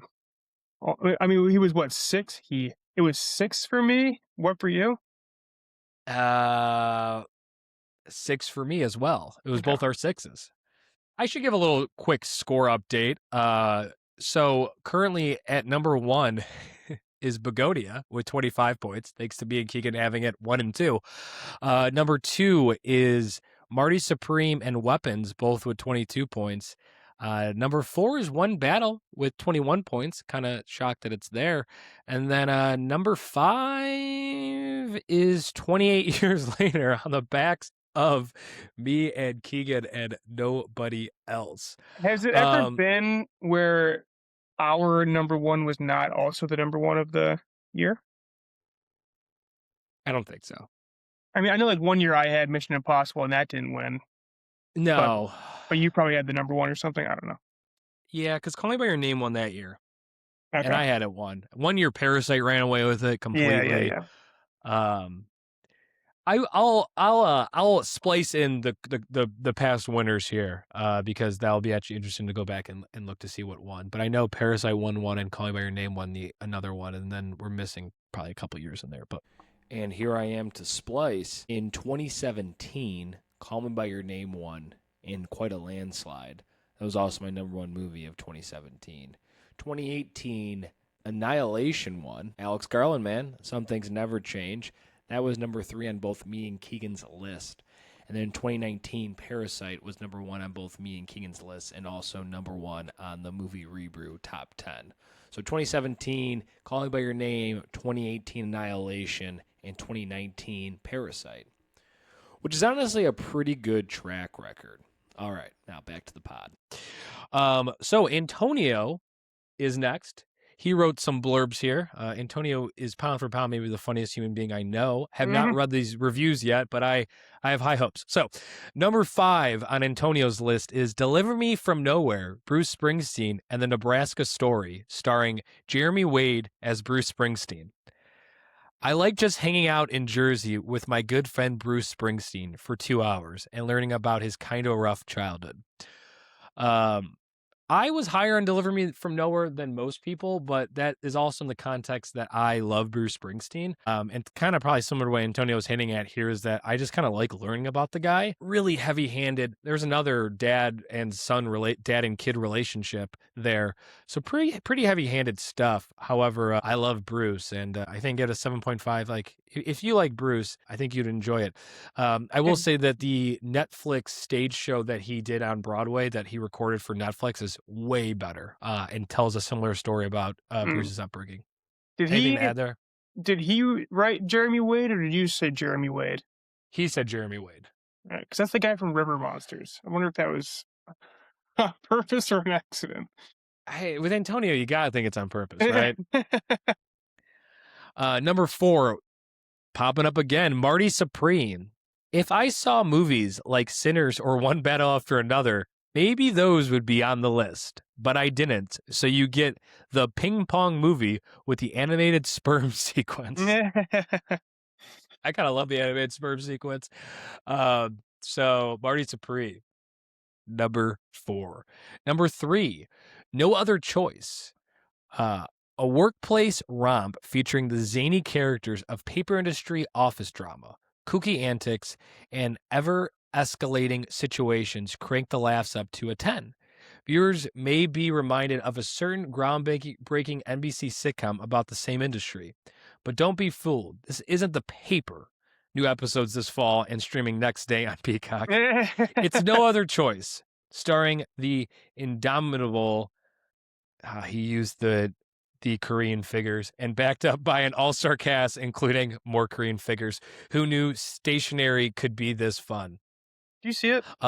I saw it. This was an honorable mention for me. I really, really liked it. I cannot believe it did get nominated for Best Foreign Feature at the Academies. That was a really bad snub. Oh, yeah. Wow. Yeah. It was getting some potential Best Picture like love, and then it just completely got snubbed. Antonio did a better job than I could summing it up. It is super funny. The director that did Old Boy, dark, twisted comedy. Highly, highly, highly recommend it. Number 2, Knives Out, Wake Up Dead Man. It's the best in the series, and in my opinion, great mystery, great theology, and extra points for Tom Waits. Come to think of it, it kind of makes sense that Antonio would really like that movie. He was on for Clue. We rewind Clue. It was his pick. And I feel like he's a man who likes a good theology tale too. So, sure. Yeah. So checks out there. All right. And number 1 on his list, drumroll please. Eddington is number 1 on his list. Number one movie of this year. Never seen such recent history played to uncomfortable accuracy. Shout out to Geronimo's Bones. Eddington is super, super, super good. I already talked about it, so I'll just let it be. And I did a podcast on it that you can listen to. But Eddington getting some love there. Not a whole big shakeup on the scores with that one. So I think Marty Supreme is now in second with 24 and Begonia is in first with 25. But I will go on to the next guest. You know what? Harrison's probably said something ridiculous, so we will kick it over to Harrison for his top. Harrison was on the Bruce Springsteen pod. All right, Harrison's top 5. Number 5. This will be the first movie that me and Keegan have not seen that's on someone's list. Accountant 2. That's fun. Have you seen it? No. I feel like he probably saw it for work. He travels a lot for work. I'm shocked that he saw that movie. Number 4 on his list, Superman. Keegan was an extra on Superman. He had it as an honorable mention. Keegan, was that your superhero movie of the year? Yeah. Mine too, by a pretty large margin. Yeah. I didn't hate Thunderbolts, but yeah, Superman's better. Yeah. Number 3 on his list. Finally, some love for this movie. 28 years later, number 3 on Harrison's list. Man loves sci-fi, so I'm not surprised by that. Number 2 on his list is Sinners. Sinners finally getting some love. I'm shocked that's only the second list that Sinners been on. Yeah, that is wild. Crazy. And then number 1 on his list. I'm shocked. This was an honorable mention for me. This might have been my 11 just because I did really like this movie. I kind of wanted a popcorn movie on there, but I ended up going with Roofman. Is F1. F1 was one of the funnest movie-going experiences I had in the theater.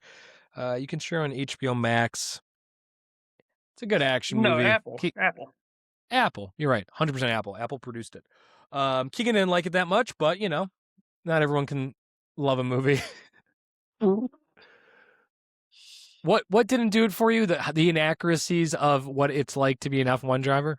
Not everyone has taste.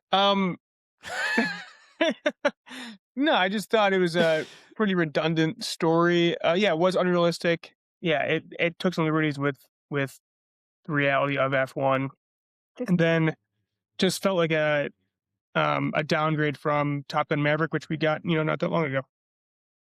Yeah. Keegan doesn't like fun. That's the best way to sum that up. Next on the list, we will go with Michael Etu. He was on Sideways Rewind and then also did Bruce Springsteen with me.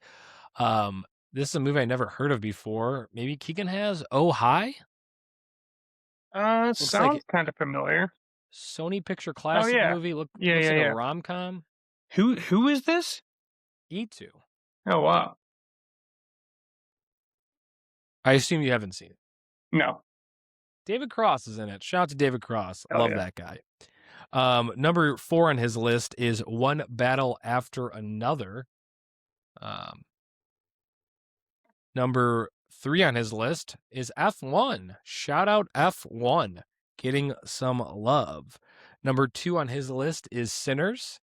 This is kind of what I was expecting. Sinners up on a lot of people's list. And then number 1 on his list, which is pretty awesome, is Wake Up Dead Man. Wow. And with that, man, Wake Up Dead Man may crock the top 10 here. Pretty cool. Next, I will go with Brett Zimmerman. He did Nosferatu with me. Rewind, the 1928 silent classic film. And that was a really, really fun podcast. You can listen to that. Me and him watched it and then immediately recorded a podcast, and we were both pretty drunk for it. Drinking Nosferatu beer from Great Lakes. Guess when I first watched that movie? I was your vampire class. My vampire class. That movie's so funny because you could tell that like the fact that the cameras were too big to like actually move around, like just like there's a random wolf at one point that they just like filmed a wolf probably in wild. That's supposed to be like a werewolf. God, I loved it. Super interesting piece of film history. All right. So Brett's top 5. I like how he wrote blurbs for everyone but the first one. I know he was watching so many movies over the last month to beef out this list. So I was interested to see what he has here. So number 5 on his list is Frankenstein, with no blurb, just Frankenstein. He's a huge Frankenstein novel fan, and he likes like monster stuff. So he dug the adaptation. Keegan hates the adaptation. Here's a movie that I know Keegan hates. Is number 4 on this list is Phoenician Scheme, Wes Anderson's movie. That I think it's fine, man. No, don't do this. I don't hate that movie. I hate how you talked about that movie because you did nothing but shit on it and then said thumbs up 6 out of 10 or 7, maybe even 7 out of 10. I think I'm at 7 out of 10. What Brett wrote is, while it's definitely not the best he's done, it's better than the French Dispatch. It's cool to see Wes start to experiment with different shots, and it's enjoyable. It's enjoyable, especially with rewatches. I haven't rewatched it yet, but it was good. I enjoyed it. I enjoyed watching it. I had a lot of issues with it, but I did a whole pod on it. I don't really flicked on the Phoenician Scheme. Number 3 on his list is Begonia. I didn't expect to enjoy it as much as I did. I laughed out loud a couple of times. Solid performances. Social media is stupid. Get off the internet and talk to people. People who aren't your dumb cousin. Rip Don. Good. Number 2, Weapons. Suck my presidential cock, bitch. Zach Kreger at the premiere, probably. A well-paced suspense horror. Barbarian was good. Weapons is great. I jumped a bit and laughed a bit. I can't wait to see what he does next. I'm pretty sure I am slaughtering the Resident Evil. I'm sorry, man. And then sorry about what? Resident Evil? That's the thing he's doing next. Oh, I see. I didn't know that. That's kind of cool. Are you worried about that? I think he's doing it like in the world of Resident Evil, not based on any of the games. I mean, I trust him, so should be okay. Number 1 on his list. I'll do his dishonorable mention first. All music biopics forever. Dewey Cox did it all. Please stop. Very true. Very true. And number 1 on his list is Friendship. A hilarious and wild ride. Tim Robinson's cringe with Paul Rudd's charm. How does one make friends? You don't. Or you do. I don't know. But I know America loves Paul Rudd. Good point. America does love Paul Rudd. Keegan has a friend for Friendship with Brett. Get it to 23rd place. Brett had, I think, it was the Phantom Thread, like number 1 or number 2. It pissed Keegan off so much, and then Brett came on the Nosferatu podcast and did a public apology, and then he said that Blade Runner 2049 is actually his favorite movie from that year. I think Brett's gonna regret this list too.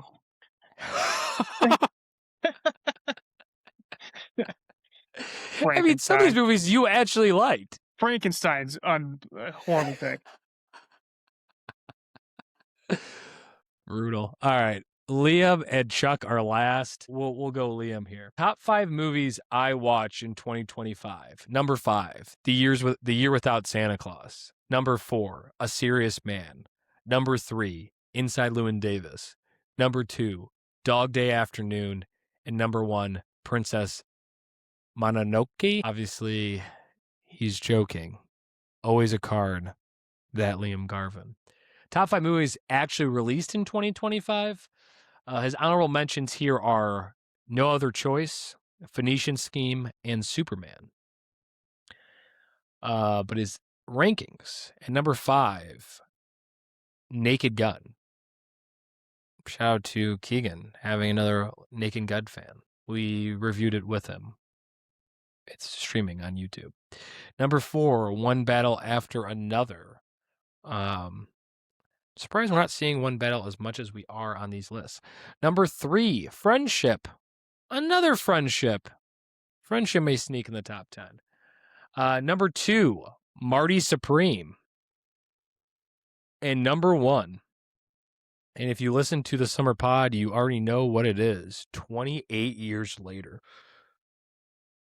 And with just Chuck left to go,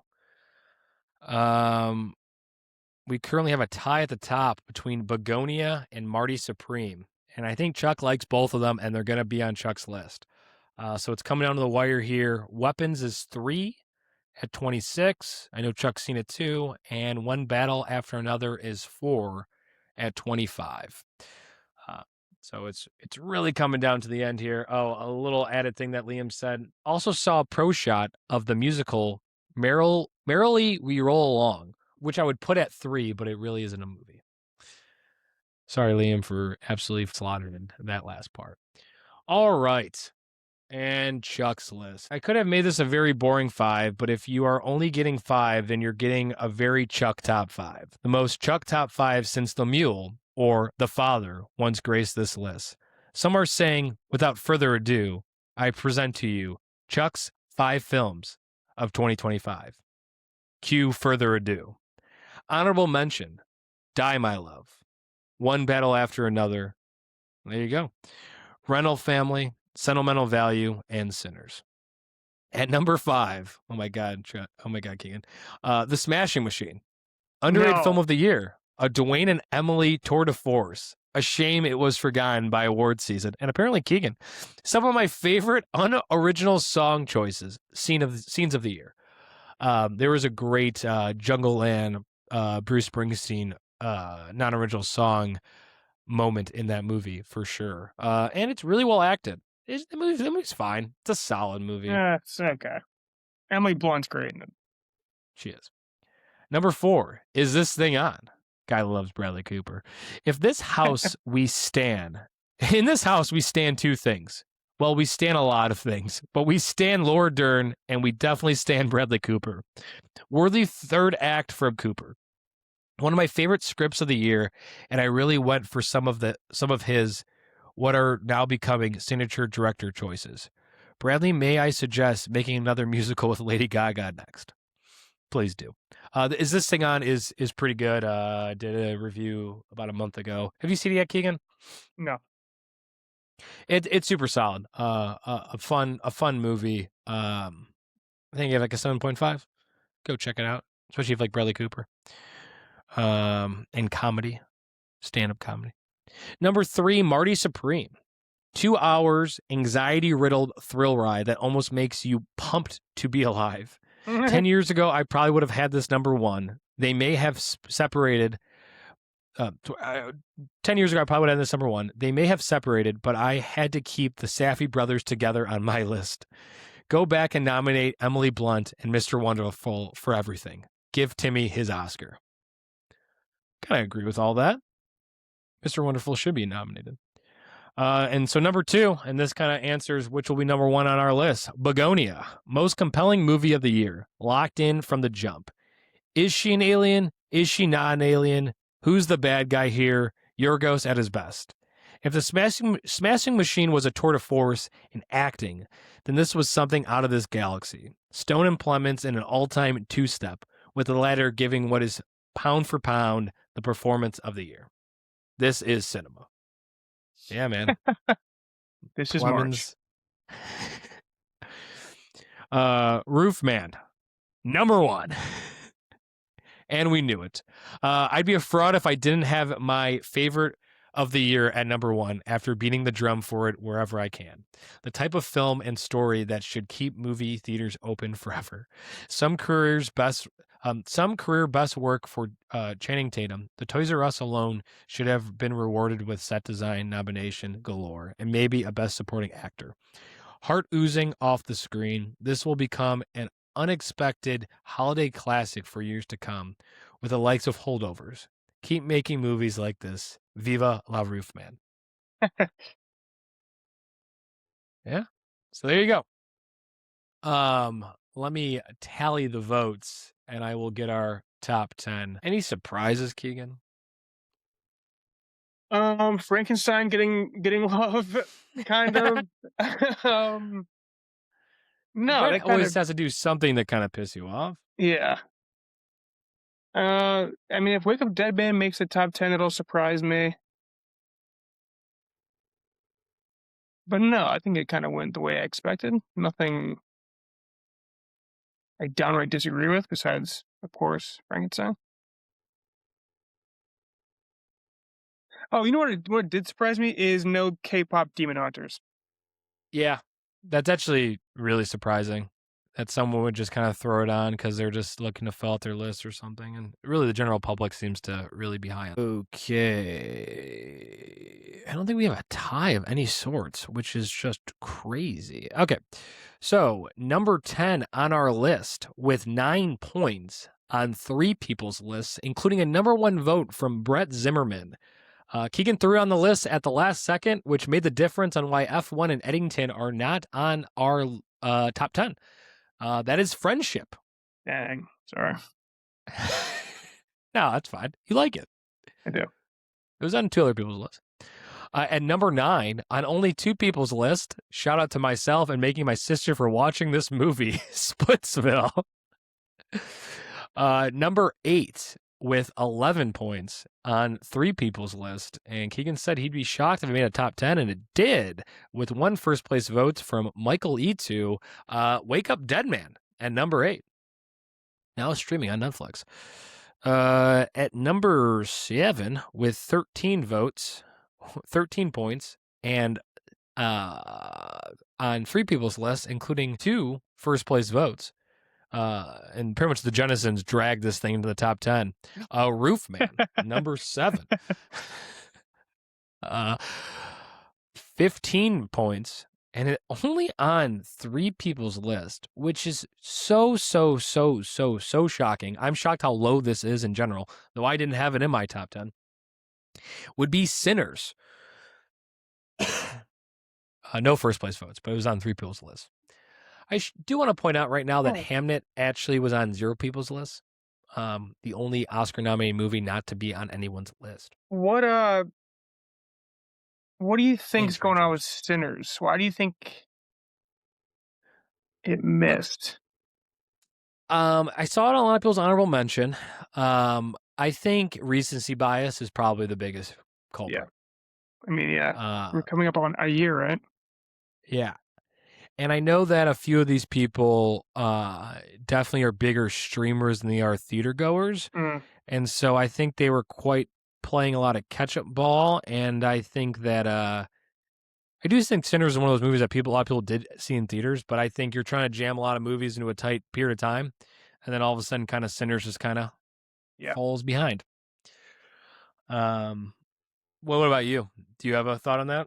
No, but based on that, like if you're playing catch-up, I think, especially for the Oscars, Sinners is the least, maybe not the least, because F1 exists, but like the least Oscar movie. Like you don't think like vampire horror action movie as a Oscar movie. So when you're playing catch up, that one probably doesn't jump. Despite getting 17 nominations or whatever you said, like, I don't know, it just doesn't scream like, what was the Brazilian one that you were talking about again? Secret Agent, or One Battle or Begonia seem more of like Oscar movies, I guess. Yeah, for sure. I honestly also think that if everyone was here right now, I think you would have 1 or 2 being like, "Oh, I forgot to put Sinners in my top 5." Yeah. I think it could very much be one of those things too, because it came out so long ago. Number 5.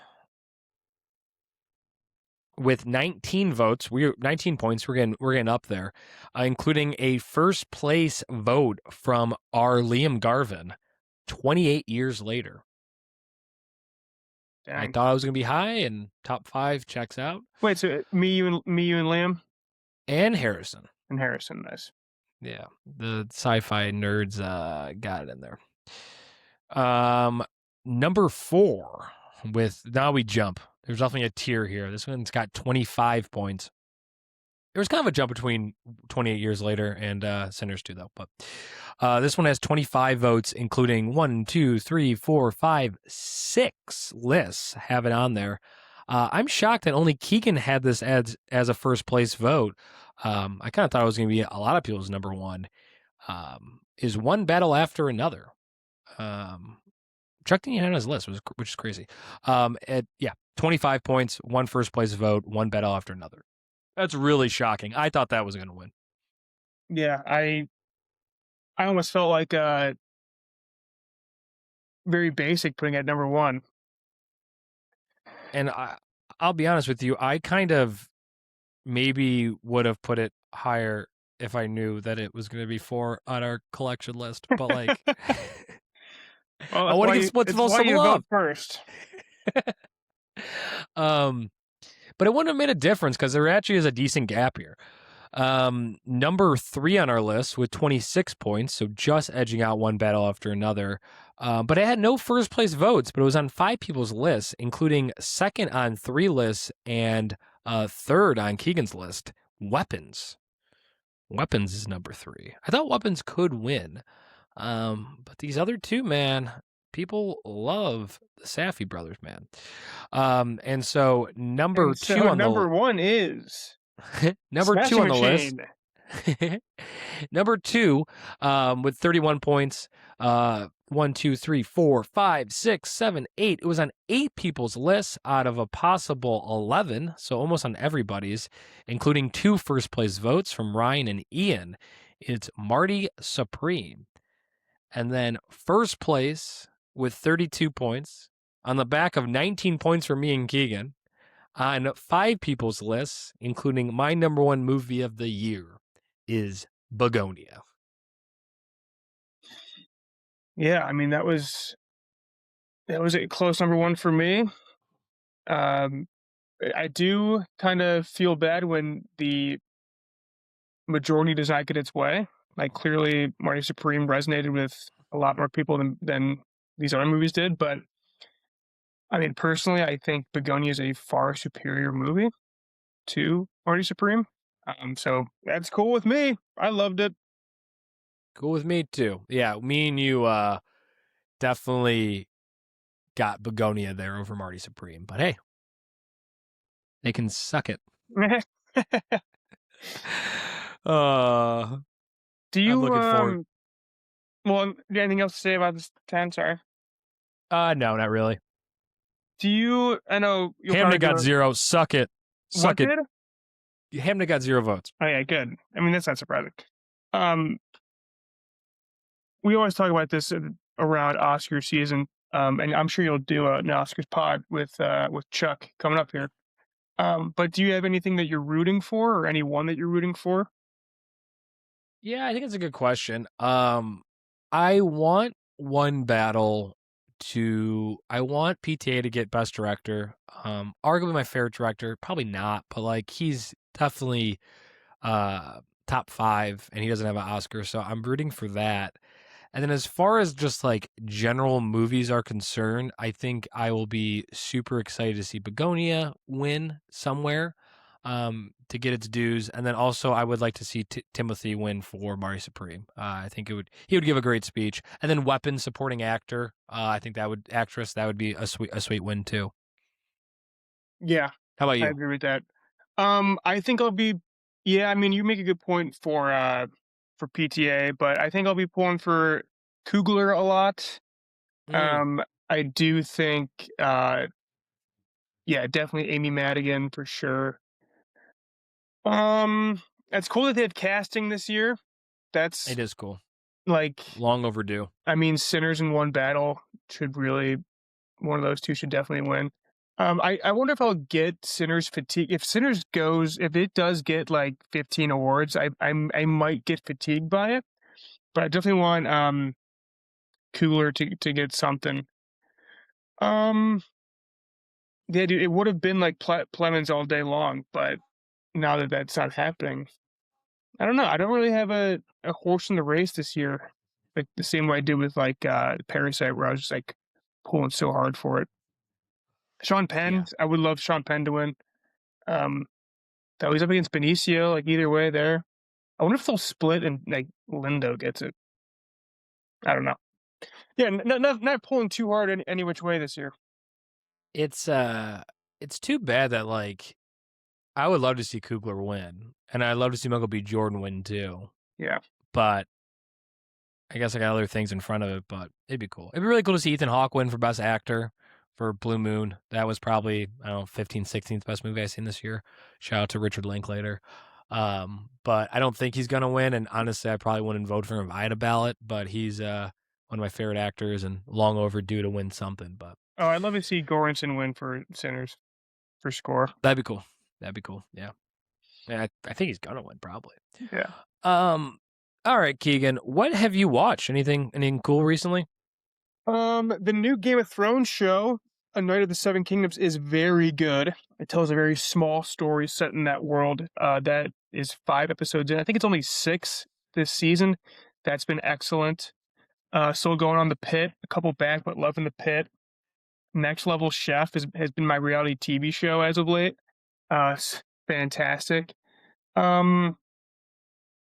Just what did I just see? Crime 101 was totally average. 28. The Bone Temple was fucking awesome. What would you score it? Bone Temple, 9.5, 9.95. Better than 1? I liked it more than the first. Liam disagrees. Liam likes 28 Years Later better, but I like the Bone Temple better. It just Ray Fiennes in Bone Temple is so next level, but also it's also so gross. It's like green room levels of like gore and gross, which is like, yeah, really makes you squirm a bit. But yeah, that's what I've been up to. You, anything? Yeah, this year I just want to go back and just like watch all of the, I don't know, all like the important movies that I have. Like, I want to go back and watch a bunch of like really good movies that I haven't seen before. Like the movies that like I'm embarrassed that I haven't seen, that come up in conversation. So I have a book that's like 1,000 movies to watch before you die. I think I had it when we were in college too. So I'm kind of just like flipping through there, and if anything catches my eye, see if it's on a streamer and watch it. And so I kicked that off with watching Sex, Lies, and Videotape. You ever seen it? No. Speaking of Soderbergh, which came up earlier today, that's his original. And it's kind of the movie that kind of kicked off the indie craze of the 90s. Sex, Lies, and Videotapes came out in 89, but kind of started that craze. It's really good, man. Really, really freaking good. Great screenplay. You can kind of see how it was pretty influential because it does kind of feel like you've seen similar things to it. They're probably just copying a lot of the stuff that happened in it. But yeah, also gross. Talking about gross, just like, yeah, very, yeah, it doesn't, I don't know. It's, the people in the movie are not good people. Just say it that way. But it's a dang good screenplay, and I'm super excited. I watched it, and I want to keep that going. It's always nice when like the year ends because you have to like, you can actually like watch other things. Yeah. You don't feel like you need to like watch a movie because if you don't watch it now, that you'll like miss it. But yeah, so yeah. Really liked it. Speaking of watching stuff that you haven't seen, like watching Crime 101, I'm like, this is so derivative of everything that's come before it. Everyone's like, yeah, it's just Heat. I'm like, I have never seen Heat. I really need to watch Heat. Like that's like my next watch will be Heat. Yeah, I've never seen it either. So yeah, like those kind of movies where it's like I've never seen Godfather 3. Like I should watch Godfather 3. Stuff like that. Oh, I'm also watching The Pit, Keegan. I'm caught up. I love The Pit. Still cannot stand Santos. Dude, I hate Santos so much. I hate like 95% of the residents. I like the ginger. I like the ginger. I like I think that's it. I like Landon. I like the junkie. Landon. I love a good junkie. I'm pulling for him so hard. And then Noah Wiley's awesome. I didn't know he directed the last one. I didn't realize he was directing them all. So I knew he was writing some, but he's also directing them. Yeah.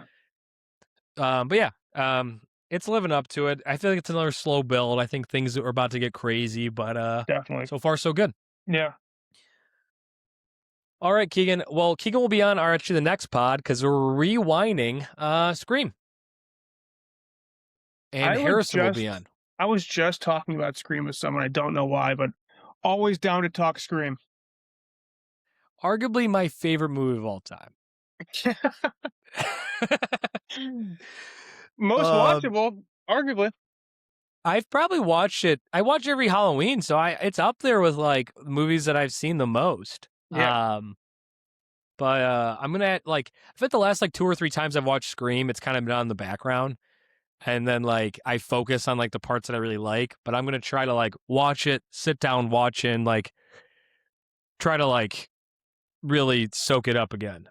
But yeah, Scream 7, 8 is coming out the end of this month. So yeah. 7, it's coming out the end of this month. So, all right, Keegan. My champagne was super solid. It is a cheap bottle of champagne. You know what it tastes like. Drink Coors Light. Drink Coors Light. Thank you for listening. Please comment on TikTok how much you hate me. And maybe I'll read off your review at some point on another podcast. Cheers, guys.